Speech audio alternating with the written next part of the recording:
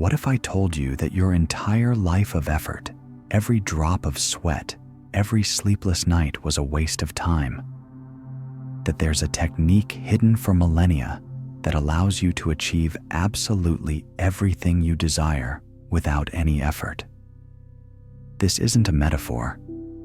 It's an instruction manual for reality left by one of the most ancient and powerful minds that ever existed. Then the promise is absurd. Achieve everything without doing anything. And that's why this technique was considered forbidden, because it breaks the number one rule of the system that keeps you trapped, the belief that you need to fight. In the next few minutes, I won't give you productivity tips. I'll give you the code, the exact key that's recorded to manipulate reality in your favor, using the flow of the universe instead of brute force. But I need to warn you, what you're about to learn here goes against everything you've been taught. And once you see it, you can't unsee it. If you're ready to stop pushing the rock and start moving the mountain, stay with me, because this may be your last chance to wake up. This key takes us away from the noise of our modern world to the misty mountains of ancient China more than 2 millennia ago. There, an old librarian, a silent archivist named Lasu, observed the world differently. He didn't look at great armies or powerful emperors. He looked at the water, the wind, the bamboo. He saw the patterns that everyone else, too busy fighting their own battles, completely ignored. And in his observations, he discovered something so radical, so contrary to everything society believed, that it was considered dangerous. His proposal was almost heresy for a culture of power and conquest. The secret to achieving everything you want is not in doing more, but in doing less. The key to mastery lies not in strength, but in gentleness. Victory comes not from resistance, but from flow. He gave this concept a name that would echo through the centuries, though few understood its true power. Wui, literally effortless action or non-action. To the modern mind conditioned to fight for every inch, this sounds absurd, a fantasy, a recipe for failure. But LSU's idea perfectly echoes an even more ancient wisdom, Hermetic wisdom. Wei is not about doing nothing. It is about action perfectly aligned with the universal current of energy. Thrice Great described this as mastery over one's own vibration. The principle of vibration, one of the 7 pillars of Hermeticism, states that nothing stands still. Everything moves, everything vibrates. Every thought, every emotion, every object in the universe possesses a unique vibrational frequency. The universe is not a collection of dead things. It is an infinite symphony of vibrations. The raw effort, the struggle, the force we use every day is an attempt to impose a dissonant vibration on reality. It's like trying to play a wrong note with all your might in the middle of a well-tuned orchestra. The result is only noise, friction, and resistance. Effortless action, wui, is the opposite. It's the subtle art of attuning your own vibration, your intention, to the vibration of the result you wish to manifest. It's aligning yourself with the music of the universe instead of fighting against it.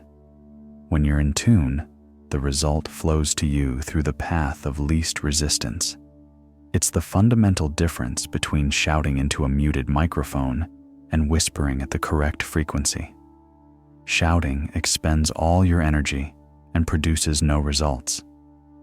Whispering at the right frequency can move mountains. The secret lies not in the intensity of the effort, but in the precision of the tuning. It's about becoming a conductor of your own energy, learning to play in harmony with the cosmic symphony, rather than being a rebellious musician who insists on playing his own tune out of tune, generating only chaos and frustration. Tuning into this frequency, however, seems abstract, ethereal, and nearly impossible to apply in real life. And indeed, this is where most people go astray. They hear effortless action and translate it into something completely different, something that imprisons them even further. Many who try to apply this secret end up falling into a trap of self-deception, confusing attunement with the silence of inertia. Before revealing how to find the right frequency, we need to expose the cheap imitation that keeps most people trapped in a counterfeit version of power. And it is precisely here that the true challenge arises, recognizing that woe is not an invitation to passivity, but rather to a refined perception of life. It is a state of presence so profound that it allows us to see opportunities where others only see obstacles. It is the art of aligning ourselves with the right time, of understanding that there is a secret rhythm governing all things. Those who understand this stop straining against the current and learn to be carried by the invisible flow that moves the universe, achieving more with less effort. This is where we need to be brutally honest, because the skepticism you feel now is justified. The idea of non-action has been hijacked and distorted, transformed into a sophisticated excuse for inaction. Many have heard of wooey and interpreted it as a license for laziness, a spiritual justification for procrastinating, for avoiding difficult conversations, for not taking responsibility. They sit in the lotus position, waiting for the universe to magically deposit their dream career, the perfect relationship, and a fat bank account in their laps. This is not wooey. This is a childish fantasy. This new age interpretation is not only incorrect, but it takes one of the most dynamic and effective principles of power ever discovered and transforms it into a philosophy of powerlessness disguised as spirituality. It's the mindset that says, if it's meant to be, it will be. I don't need to do anything. This passivity isn't flow, it's stagnation. It's the refusal to participate in the dance of life, waiting for the music to come to you. The universe doesn't reward inaction. It responds to clear intention and aligned action. Believing that inaction means doing nothing is the first and most serious error. In alchemy, the journey of transformation begins with the nigredo phase, the dark night of the soul. It is a process of dissolution, of breaking down old structures, of confronting one's own shadows. It is an active, fertile void where the old dies so that the new can be born. False passivity, on the other hand, is what alchemists would call false putrefaction. It is a swamp of stagnation. Nothing is dissolved, nothing is confronted, and therefore nothing new can grow. It is the dangerous comfort of avoiding the discomfort necessary for true transformation. Hermeticism gives us the key to distinguishing the two. The first Hermetic principle is that of mentalism. The all is mind. The universe is mental. Everything that exists is a creation of the universal mind. Your reality is a reflection of your mental state. Lazy passivity is a mental state of abdication, of surrendering your creative power. You are essentially saying to the universe, I give up. Do as you please. And the universe, respecting your free will, leaves you stagnant. True wooey, however, is a mental state of focused attention and dynamic receptivity. It's the alert stillness of a predator waiting for the exact moment to act. There's no laziness. There's readiness. There's no surrender. There's deep listening.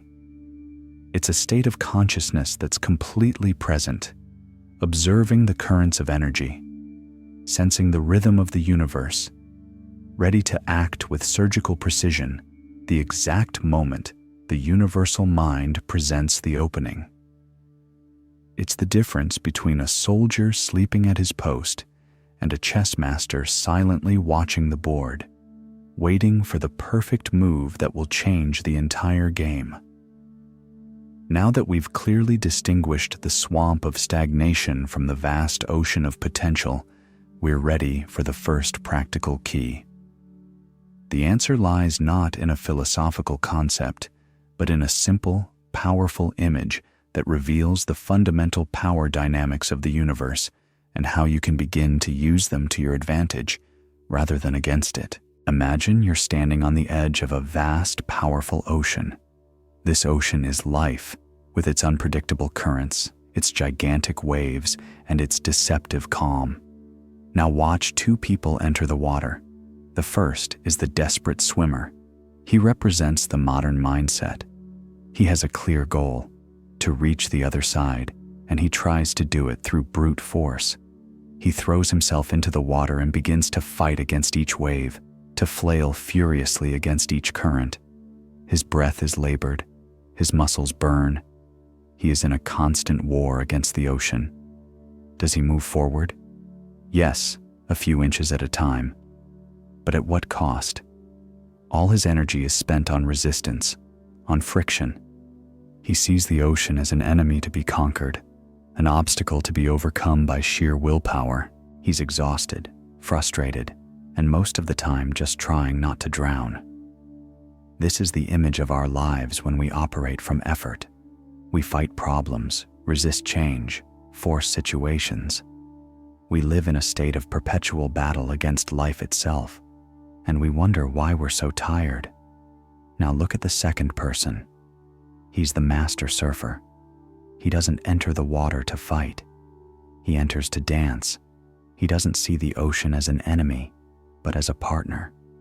He spends time simply observing, feeling the rhythm of the waves, studying the invisible currents.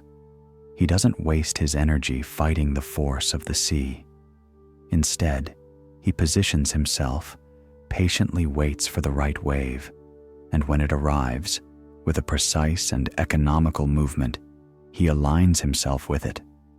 And then magic happens. The same force that exhausted the swimmer now propels him forward with incredible speed and grace.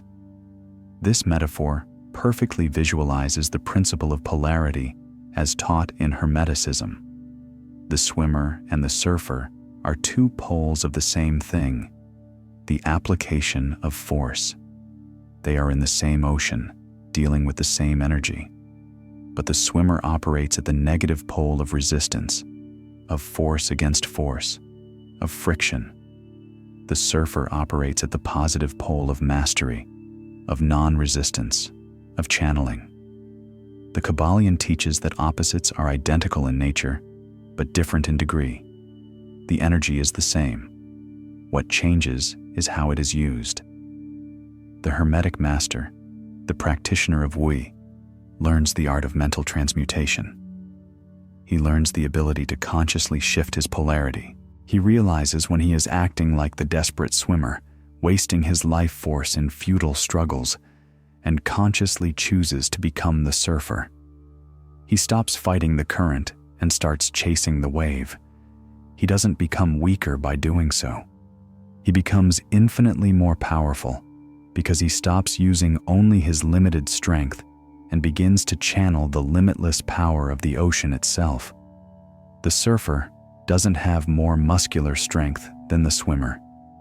He has a different wisdom. He has a keen perception. He understands the nature of the ocean.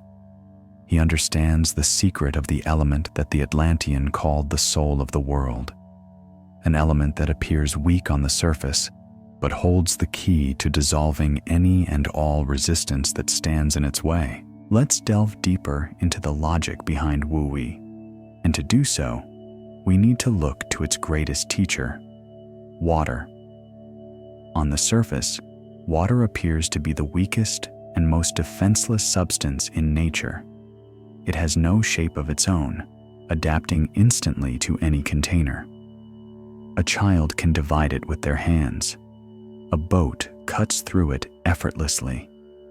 It seems to offer no resistance whatsoever. In a world that values hardness, rigidity, and strength, water would be considered the embodiment of weakness. But this is a dangerous illusion. This apparent weakness hides the planet's most formidable and persistent power. It was water that, drop by drop over millennia, carved the Grand Canyon, transforming solid rock into one of Earth's most magnificent spectacles. It is water that shapes continents, softens the tallest mountains, and transforms sharp rocks into smooth pebbles. How can something so gentle, so docile, accomplish what the brute force of hammer and anvil never could? The answer to this question is the heart of woo-wee and alchemical strategy. The water doesn't attack. It doesn't declare war on the rock. It doesn't try to destroy it in a direct confrontation. The water does something much more intelligent. It flows. When it encounters an obstacle, a rock in its path, it doesn't repeatedly crash into it in an act of mindless resistance. It simply goes around, embraces the shape of the rock, finds the path of least resistance, and continues its inevitable journey toward the ocean. But here's the secret. As it goes around, it caresses. It exerts a gentle, almost imperceptible, but constant pressure. This strategy is the embodiment of the alchemical process. Water is the great universal solvent, the symbol of the first phase of the great work, the albedo. In this phase, the raw material, which is our hardened ego, our rigid beliefs, our crystallized traumas, needs to be dissolved. Water does not destroy the ego violently. It gently dissolves it in the philosopher's water of consciousness. It separates the subtle from the dense, the pure from the impure. Water's strategy of finding the fissures in the rock is the practical application of the most famous Hermetic axiom, as above, so below. Just as water on the physical plane finds geological fault lines and lines of weakness in rock, fluid consciousness, on the mental and emotional plane, learns to find the cracks in any problem. It stops seeing the problem as a solid, impenetrable block and begins to perceive its inconsistencies, its contradictions, the empty spaces in its logic. And it is through these spaces that it works, not to break the problem down, but to dissolve it from within until what once seemed an insurmountable mountain crumbles into grains of sand. Water teaches us the art of patient dissolution. It shows us that true strength lies not in the ability to break, but in the ability to transform resistance into fluidity. But nature has another lesson, a dramatic jewel that unfolds in every storm. A life or death lesson that reveals the crucial difference between a structure that breaks under pressure and one that uses pressure to strengthen itself even further. Imagine a violent storm brewing on the horizon. The winds howl. The rain falls relentlessly. In the middle of the field, two figures stand out. The first is an ancient and mighty oak tree, proud of its strength, its thick trunk, and its deep roots. It decides to face the storm. Its mindset is one of total resistance. I am strong. I am unshakable. Nothing can bend me. It plants itself firmly on the ground and refuses to yield an inch to the power of the wind. This is the mindset our culture applauds. Willpower, unyielding determination. The wind, however, cares nothing for the oak's pride. It encounters total resistance and therefore applies its full force. The oak's rigidity, which it considered its greatest virtue, becomes its fatal weakness. The wind intensifies against its stubbornness, forcing, pushing, until, with a devastating crack that echoes across the landscape, the massive trunk splits. The great oak, a symbol of strength, lies broken on the ground. Its refusal to adapt was its undoing. It won the battle of pride, but lost the war of survival. Nearby, another figure adopts a completely different strategy. It's a bamboo, seemingly fragile and delicate. When the storm winds arrive, the bamboo doesn't try to resist. It doesn't have the oak's foolish pride. Instead, it dances with the wind. It bends gracefully, its leaves nearly touching the ground. It yields to the power of the storm, but it doesn't break. It is flexible, adaptable, and when the storm finally passes, when the wind calms, the bamboo slowly straightens, intact, perhaps even with its roots stronger from the exercise the bending provided. This is a perfect demonstration of the gender principle as taught in Hermeticism. The Kabbalion states, "Gender is in everything. Everything has its masculine and feminine principles. The oak represents the masculine principle in its unbalanced and rigid aspect, projection, inflexible force, and refusal to receive. Bamboo, on the other hand, embodies perfect balance. It possesses the structure and strength of the masculine. It is straight, growing upward, but employs the wisdom of the feminine principle, receptivity, flexibility, and the ability to yield, and in the end, prevail. The Wu-Wei master, the Hermetic initiate, does not abandon his strength or his purpose, his masculine principle. He does not become a directionless leaf in the wind. He keeps his destiny clear, but learns to unite this strength with the receptive wisdom of the feminine. He knows when to project his will and when to receive the flow of the universe. He knows when to be firm as a mountain and when to be flexible as bamboo. He understands that true strength lies not in a single pole, but in the harmonious dance between the two. Understanding the principles of water and bamboo, of rhythm and gender, is the theoretical basis of mastery. But how can we apply this in practice? How can we develop the subtle perception to know when to be bamboo and when to be water amidst the storms of our daily lives? This requires a recalibration of our most fundamental instrument of perception, an internal shift that Thoth, the master of wisdom, described as the act of opening the eye that sees in darkness. We've reached the heart of the mystery, the reason why, despite all your efforts, you feel trapped. The enemy isn't outside. It's not your boss, your partner, or the economy. The enemy is a program running silently inside your own mind. We call it controller mode. It's that incessant voice in your head that needs to plan, manage, force, and manipulate every detail of your life. It stems from the deepest fear, the fear that if you let go of control for even a second, everything will fall apart. It's the voice that keeps you awake at night, replaying conversations and planning the next day. The cruel irony is that this desperate attempt at control is the true source of chaos. By trying to force situations, you generate friction. By trying to control people, you generate resentment. By trying to plan every step, you blind yourself to the unexpected opportunities life presents. The controlling mode is like trying to hold water with your fists. The tighter you squeeze, the more it slips through your fingers. In contrast, there is another state of being, one the sages call the sensitive observer mode. It is not a state of passivity, but of radical curiosity and inner stillness. This is where the title's promise is fulfilled. This is where F's forbidden technique is revealed.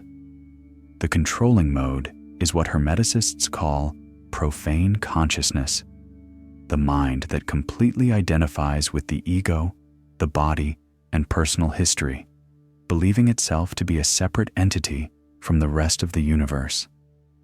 The sensitive observer mode is the first step toward initiatic consciousness, and the technique for conquering all by doing nothing is the deliberate and conscious application of the most powerful of the 7 Hermetic principles, the principle of correspondence. The axiom is famous: as above, so below, As within, so without. But few understand its practical application. Conquering all was never about dominating the external world. That's black magic, the will of the ego. True conquest is total mastery over your inner world. Doing nothing never meant physical inaction. It means ceasing all reactive and forced action on the external plane. It means ceasing to be the desperate swimmer fighting the waves of reality. The technique is this. Instead of trying to change the external circumstance that bothers you, you retreat to your center, to your inner sanctuary. You stop fighting with the outside and look inside. And then you identify which mental, emotional, and vibrational state within you is resonating with that unwanted external reality. If outside there is conflict and fighting, inside you there is a state of resistance and anger. If outside there is scarcity and lack, inside you there is a state of fear and a poverty mentality. Once you've identified the internal pattern, you use your will not to fight the world, but to transmute that inner state. You consciously choose to shift your vibration from fear to trust, from anger to peace, from scarcity to gratitude. You do this internally on the mental plane, the plane of causes, and then by the infallible law of correspondence, external reality, the plane of effects, has no choice but to readjust itself to mirror your new inner state. You achieve the result without doing anything to physically force it. You become a mental alchemist. You've been given the key to mental alchemy, the power to shape reality based on your inner state. But how do you know which inner state to transmute? How do you navigate the chaos of everyday life with this new tool? You need a map, a navigation system that translates the complex language of the universe into simple, direct signals. This map exists. It's an internal GPS I call the traffic light system. It allows you to read the energy of any situation and know exactly how to proceed, transforming Hermetic theory into a daily, infallible practice, a guide to your new consciousness. Think of any situation in your life as a road with a traffic light. The first light is the green light. You feel it when things simply flow, a conversation that unfolds effortlessly, an idea that is received with enthusiasm, a door that opens exactly when you need it. This is life giving you a clear signal. The path is clear. Your internal vibration is in harmony, in resonance with the vibration of that situation. At this moment, action is welcome. It's time to accelerate, to enjoy the flow, to act with confidence because the universe is conspiring in your favor, validating your alignment. Then, there's the red light. You know it too well. It's that feeling of pushing against a wall, a conversation that becomes an argument, a negotiation that doesn't move forward, a project that encounters inexplicable obstacles at every step. It's a feeling of friction, of tension, that something is fundamentally wrong. This is the universe telling you to stop. It's not a punishment. It's a warning. The red light is a clear sign of vibrational dissonance. Your energy and the energy of the situation are in direct conflict. Forcing your way through here will only cause an accident, a waste of energy, and more frustration. This system is a practical way to read the emanations of the all-medicist would say. The green light indicates resonance. The red light, dissonance. An experienced alchemist uses this perception to decide which element to apply in their great work. The green light is the time to apply the fire of action, the masculine energy of projection. The red light is the time to use the water of dissolution, patience, and the feminine energy of receptivity. It's time to stop pushing and start observing, to dissolve the internal resistance that is causing the red signal in the external world. Finally, there is the yellow light, the most subtle, and the one that requires the greatest mastery. It is the state of transition. The situation is neither fully open nor completely closed. There is uncertainty in the air, a sense that things could go either way. This is a sign of rhythmic fluctuation as described in the Babylonian. The poles are in the process of inversion. The energy is shifting. The alchemist here uses neither fire nor water. He enters the distillation phase. He observes with utmost attention, without judgment, waiting for the light to change to green or red, ready to act or retreat at the precise moment. Learning to read this internal GPS is developing the sensitivity of a master. It means stopping driving your life with your eyes closed, reacting only to collisions, and starting to navigate consciously, anticipating the curves and signs. Reading the map, however, is crucial. But what exactly do you do when life presents you with a solid, insurmountable red light?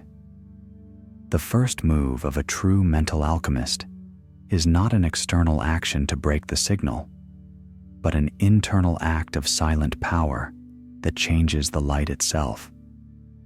When you encounter the red light, resistance, conflict, what is your first reaction? The conditioned mind's impulse is immediate. Fight, argue, force, react. This impulse is the matrix's programming in action, keeping you trapped in the physical plane cycle of cause and effect. But the mental alchemist, the Wui practitioner, does something radically different. They don't act, they pause. They perform what I call the sage's pause. This is not a moment of hesitation or weakness. It is the most profound act of power a human being can perform. This pause is the deliberate creation of a space, a sacred space between the stimulus the world throws at you and your response. In this space, which can last 3 deep breaths or several days of reflection, magic happens. You break the hypnotic pattern of automatic reactivity. You stop being a pawn on the board of life driven by the actions of others and become the player, observing the board before making your move. In this silence, you regain 100% of your power of choice, a power the Matrix works tirelessly to make you forget you possess. In the Hermetic tradition, this act has a name. It is the retreat into the inner sanctuary. It is the conscious movement of leaving the noisy plane of effects, the physical world where we are bombarded by circumstances, and entering the silent plane of causes, the mental world where reality is created. Living in automatic reactivity is living like a slave to the plane of effects, always at the mercy of what happens outside. The sage's pause is the act of a master returning to his throne on the causal plane to decide with sovereignty instead of merely reacting with despair. Thoth in the Emerald Tablets teaches man is a star trapped in a body until in the end he is freed through his struggle. But this struggle is not the external battle against the world, as we have been led to believe. It is the internal battle against our own compulsive reactivity. It is the struggle not to be swept away by the current of our own conditioned patterns. And the sage's pause is the ultimate weapon to win this battle. It is the shield that protects you from the darts of provocation and the sword that cuts the chains of impulsivity. By practicing this pause, you begin to perceive the mechanics of your own mind. You see anger arising, but it doesn't become anger. You see fear arising, but it doesn't become fear. You become the silent observer, the sky that watches the clouds pass without identifying with them. And from this place of calm power, of unshakable center, you can finally access your deepest wisdom, the intuition that is the voice of your higher self, your direct connection to the universal mind. Once you stand on this throne in your inner sanctuary, silently observing the chaos of the world without being affected by it, you are finally ready for the next step. You are ready to give the right order, not a loud, desperate order shouted to the outside world, but a subtle, powerful command issued from the silence of your being. A command that the universe by law has no choice but to obey. From the silence of your inner sanctuary, after the sage's pause, righteous action emerges. This is not the reactive, noisy action of the ego. It is not the brute effort of the desperate swimmer. It is something else entirely. It is the perfectly calibrated action, the minimal, precise movement that acts as a leverage point to create maximum impact. It is the wisdom of Archimedes applied to reality. Give me a lever and a fulcrum, and I will move the world. The sage's pause gives you the fulcrum. Righteous action is the lever. Think about it. Instead of engaging in a long, drawn-out argument, righteous action might be asking a single question so precise and unexpected that it completely disarms your opponent and changes the dynamic of the conversation. Instead of launching a massive project with enormous risk and effort, righteous action might be creating a small prototype, a simple test that validates the idea with minimal energy and gives you the information you need. It's not about the amount of force you apply, but the intelligence with which you apply it. It's the difference between trying to knock down a wall with your fists and simply finding the switch that turns it off. This is the manifestation of the lost word, or the word in action concept, so dear to the esoteric tradition. The power lies not in the physical action itself, but in the intention and vibration that precede and permeate it. Righteous action is, in fact, the end point of an energetic circuit you have already completed on the mental plane. It is the physical amen to a mental prayer you performed during the sage's pause. It is the seal that materializes on the plane of effects, a cause that has already been firmly established on the mental plane. The universe, being mental in its essence, does not respond primarily to your physical action. It responds to the mental cause that gave rise to that action. This is why the action can be minimal, almost invisible to others. It is not by itself creating the effect. It is serving as an anchor, a channel, a precipitation point for an effect that has already been shaped and defined in the realm of the mind, in your inner sanctuary. This is why a master can achieve with a gesture what an amateur cannot achieve with 1,000 efforts. The power was not in the gesture, but in the consciousness behind it. Practicing righteous action teaches you to become a cosmic strategist. You stop wasting your life force on unnecessary battles and start looking for leverage in every situation. You constantly ask yourself, what is the smallest move I can make right now from this state of clarity that will generate the greatest wave of positive change? This question alone shifts your perspective from brute force to efficient elegance. You become a master of timing, precision, and energy conservation, the true signs of true power. But giving the command, even if it's the perfect command, is only the beginning of the manifestation process. The next step is perhaps the most counterintuitive and treacherous for the Western mind. Conditioned to control and verify, it's the moment when most alchemist apprentices fail, using their own anxiety to undo the magic they've just created with such care and precision. You found your center, performed the righteous action, given the command on the mental plane, and anchored it on the physical plane. The circuit is complete. The seed has been planted. What now? What does the controlling mind, the ego, want to do immediately? It wants to check.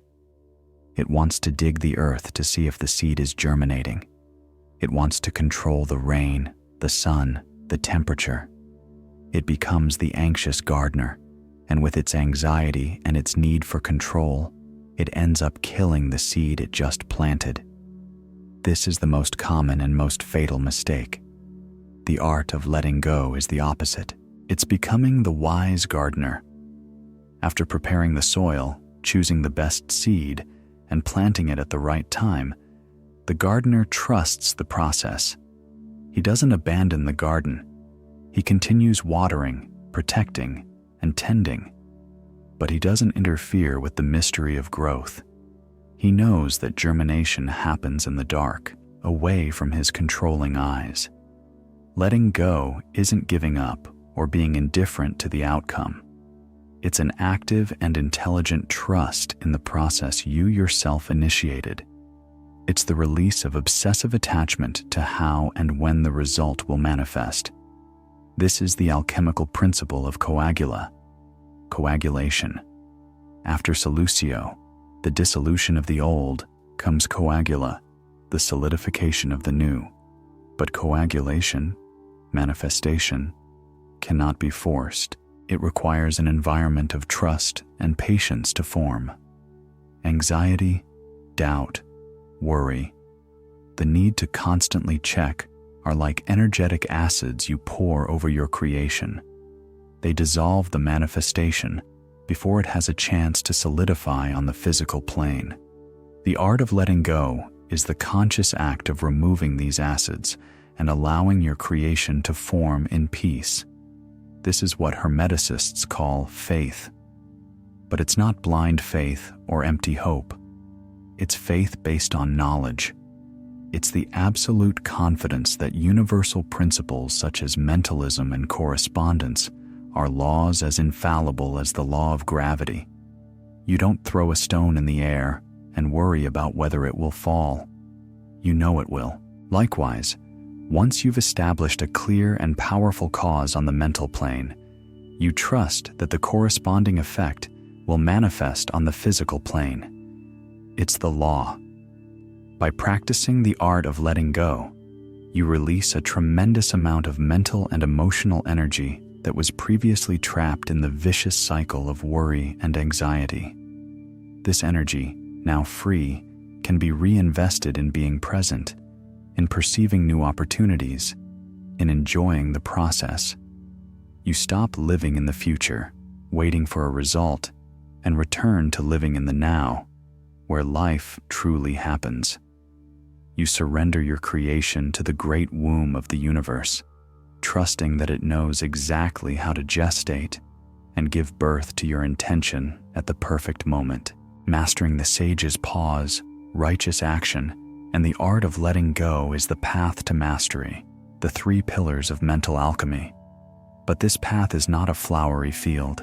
It is guarded by sentinels, by powerful illusions created by your own mind to test you and keep you trapped in the old pattern.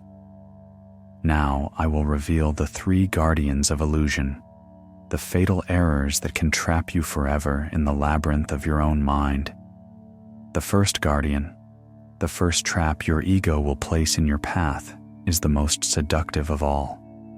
False passivity. It's the distortion we already mentioned, but now with your new knowledge, it becomes even more insidious.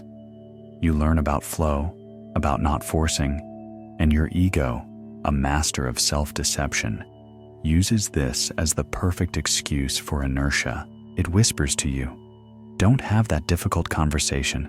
That would be forcing. Just flow. Don't start that challenging project. Wait for the perfect moment." This is not the patience of the wise. It is the demon of idea, spiritual laziness disguised as Eastern wisdom. True non-action is a state of high alert. False passivity is a state of torpor and avoidance. The second guardian is the direct opposite, but equally destructive. The tyranny of impatience. You experience the power of flow once or twice, feel the magic happen, and now you want everything in your life to work that way immediately. Your ego then commits the ultimate irony. It tries to force the flow. It tries to create the conditions for no force by using force. It's like trying to force yourself to relax or strive for spontaneity. The very act destroys what you're trying to create. You begin to manipulate conversations, pressure people, help the universe, all in the name of creating flow. This is the demon of greed, the ego's desire to harvest the fruit before it ripens, violating the sacred principle of rhythm. The third and most subtle guardian is analysis paralysis. This is the intellectual mind's favorite trap. You learn the principles, the techniques, and then start overthinking them. Am I in flow now? Was what I did a righteous action? Am I letting go enough? You become a commentator on your own life rather than a participant. Practice, which should be intuitive and fluid, becomes a mental checklist. This is the demon of doubt. It is the lower mind's attempt, the logical and linear mind, to understand and control what can only be grasped by intuition, by the higher mind. By trying to analyze the flow, by definition, you step out of it. These three fatal errors, laziness, greed, and doubt, are the demons of the threshold that every initiate encounters on their journey. They are not external enemies, but manifestations of the resistance of one's own ego, which fears losing control. Recognizing them is the first step to overcoming them. Protection against them lies in the practitioner's humility, the awareness that this is an art that is refined throughout life. Each mistake is not a failure, but a valuable lesson that teaches you to distinguish true gold from the ego's imitations. Avoiding these demons is essential for alchemy to work. And now that you know the path, the technique, and the guardians who protect you, it's time for final validation. It's time to bring this ancient wisdom into the 21st century. What the most advanced science with its precision instruments has discovered about what happens in the brain of a mental alchemist at work is irrefutable proof that what we're talking about isn't philosophy or belief, it's physics. For millennia, these teachings were transmitted as esoteric wisdom accessible only to initiates. It seemed mystical, separate from the material world. But today, cutting-edge science with tools like functional magnetic resonance imaging is unwittingly opening the temple doors and revealing the neurological mechanisms behind the magic. What modern psychologists call flow state, that state of peak performance where time seems to disappear and action becomes effortless, is the experience that Taoists call wui, and that Hermeticists know as alignment with the all. What neuroscientists have discovered is absolutely shocking and validates every step of our journey. During a state of flow, a phenomenon called transient hypofrontality occurs. It's a complicated name for something simple. Activity in the frontal part of your brain, specifically the prefrontal cortex, dramatically decreases. And what does this part of the brain do? It's the seat of your ego. It's where your critical inner voice, your obsessive planner, your sense of separate self, and your perception of time reside. In other words, science is proving that to enter a state of maximum power, your brain literally needs to turn off the ego's voice. This is the physical evidence of mental alchemy. The sage's pause, meditation, and the practice of presence are trainings to consciously decrease the activity of this ego neural network. When you calm this part of the brain, you free up immense cognitive resources. The energy that was previously spent on self-criticism, doubt, and worry is redirected to other areas of the brain responsible for creativity, intuition, and skillful action. You don't become smarter. You simply remove the interference that was preventing you from accessing your deeper intelligence. The flow state is the neurological signature of an individual who has achieved, even temporarily, alignment between their personal mind and the universal mind. It is the brain quieting itself so that the higher mind, or what Thoth would call the star soul consciousness, can operate without the static and noise of the ego. Science is not discovering something new. It is, with its own methods, merely mapping the sacred territory that initiates and masters have traversed for millennia. It is giving us physical proof that mental alchemy is not a metaphor. It is a real neurological process. This knowledge has profound implications. It means you're not dealing with concepts that require blind faith. You're working with the principles of how your own nervous system works. The benefits of WOWI, such as increased efficiency, reduced stress, improved decision-making, and more harmonious relationships, are not vague spiritual promises. They are the predictable, scientifically observable results of optimizing the way your brain operates, of learning to silence the noise so you can hear the music. Science proves how the mechanism works at a biological level, but the real proof of the power of this consciousness isn't in a laboratory. It's in history. Who were the people who used this state consciously or unconsciously to accomplish seemingly impossible feats? Legends from the master builders of the pyramids to modern visionaries reveal the true scope of this power when applied to shape reality. The power of flow of WOWI is not an abstract theory. It is a pattern that repeats itself tirelessly throughout history in moments of greatest human genius and mastery. The oldest and perhaps purest story comes from China, that of Butcher Ting. He was famous for deboning a beef carcass with the fluidity of a dance, using the same knife for 19 years without ever needing to sharpen it. When the prince asked him his secret, Ting replied, "What I love is the Tao, which goes beyond skill. I do not see with my eyes, but perceive with my spirit. I follow the natural structure, cut through the great gaps, guide the knife through the openings." Butcher Ting was not just a skilled butcher. He was an initiate who applied the principle of correspondence to his art. He did not see the dense matter of the carcass. He saw its energetic matrix, the empty spaces, the lines of least resistance. He saw as above and therefore operated effortlessly below. This same wisdom was applied by the great masters of the past. The architects of the great cathedrals and pyramids capable of engineering feats that defy our modern understanding were not merely brilliant technicians. They were hermeticists who operated from this state of alignment, channeling knowledge from the mental plane to the physical. This golden thread spans the centuries and reaches our days. When Warren Buffett, one of the greatest investors in history, says that our favorite waiting period is forever and that he only acts when the opportunity is obvious and easy, he is describing in financial terms the patience of the wise and just action. When Michael Jordan in his prime said that the game just slows down and he saw everything before it happened, he was describing the insight that comes when the ego mind shuts down and intuition takes over. When Bruce Lee, a profound scholar of philosophy, advised his students to be like water, he wasn't using a poetic metaphor.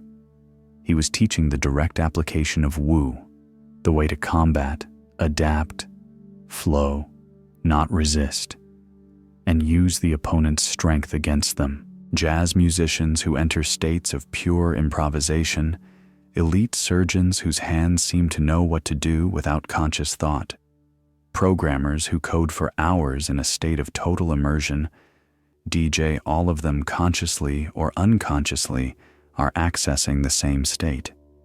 They are accidental initiates. They stumbled upon the door of flow through extreme dedication to that art. They prove that this state is not a privilege of monks or mystics, but an innate potential within every human being. The difference is that they access this power sporadically and intuitively. The journey we are on here is about learning to access this state deliberately, consciously, and consistently. It's about transforming a happy accident into a mastered skill. All these legends, from an ancient Chinese butcher to modern billionaires, all the cutting-edge neuroscience, all the immortal wisdom of thee and the Hermetic masters, point to a single, final, and shocking truth. A truth about who you really are. A truth that, once truly understood and accepted in every cell of your being, makes struggle, effort, and resistance not only unnecessary, but literally impossible. We have reached the end of the intellectual journey and the beginning of true fulfillment. All the pain, all the struggle, all the effort you have experienced in your life was based on a single fundamental illusion, a mistaken identity. You always believed yourself to be the rock, a solid, separate entity struggling to resist the current of life. You prided yourself on your strength, on your ability to endure, to resist. But this identity was a lie. The shocking truth, the final revelation is this: you are not the rock. You never were. You are the river. This is not a metaphor. It is the most accurate description of reality according to perennial wisdom. The sense of being a separate self, an ego encapsulated in a body, is the primary illusion created by the mind. The Hermetic truth, the truth of all great traditions, is that there is no separation. You are an individualized expression of the all, a single wave in the infinite ocean of universal consciousness. You are a cell in the body of God, a spark of the divine mind. You and the universe are not two things. They are one. Think about how absurd it is to fight the flow of life when you understand this. It's a wave fighting the ocean. It's a cell in your body declaring war on its own body. It's insanity. The fight is only possible as long as you believe in the illusion of. The moment you remember, the moment you feel the truth that you are the flow, the fight instantly ceases. How can you fight yourself? How can you resist your own nature? The forbidden technique of mental alchemy, Wu Wei, all boils down to this final act of surrender and remembrance. Surrendering not to defeat, but to your true identity. Remembering that you are the river. When you operate from this awareness, the universe stops being something that happens to you and becomes something that flows through you. Opportunities are not things you need to chase. They are currents you learn to feel and follow. Obstacles are not enemies to be destroyed. They are merely rocks that your own flow gracefully circumvents. By remembering that you are the river, you no longer need to achieve anything, for you discover that you are already a part of everything. You don't need to do anything to force results, for you trust that your own flow is carrying you inevitably to the ocean, to your highest destiny. The ultimate power is not the power to control the river. It is the power to become the river.